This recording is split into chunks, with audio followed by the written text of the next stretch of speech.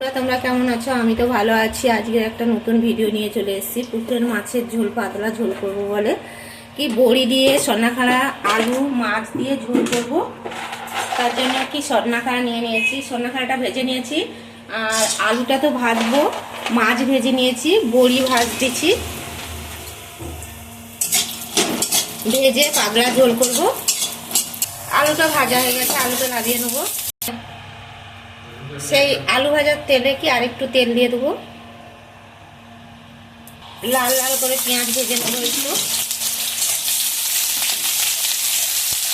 পেঁয়াজটা ভাজা হয়ে গেছে, আদা আর পেঁয়াজ ভাজার এই বাটা দিয়ে দেবো।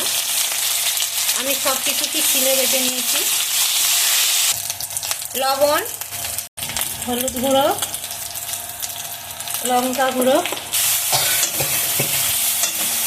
মশলাটা কষা হয়ে গেছে। এবার কি ডাঁটা আর আলু ভেজে রাখছিলাম সেগুলো দিয়ে দেবো। একটু ভালো করে মশলার সঙ্গে কষিয়ে জল ঢেলে দেবো।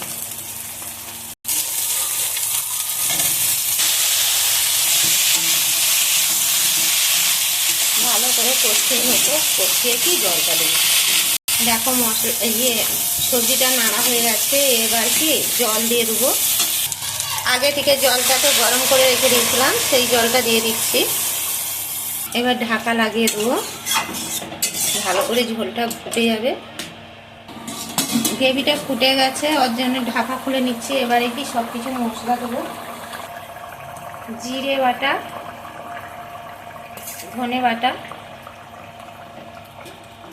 দিয়ে মাছগুলো দিয়ে দেবো। মাছ, বড়ি,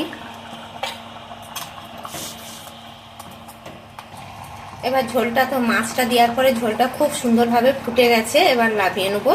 ঝোলটা তো নামিয়ে নিয়েছি, দেখো কত সুন্দর কালার এসছে তো, আর সেন্টও খুব সুন্দর উঠেছে। আর তোমরা বাড়িতে সবাই এরকম বানিয়ে খেয়ে কেমন লাগে কমেন্টে জানাবে। ভিডিওটা এই পর্যন্ত।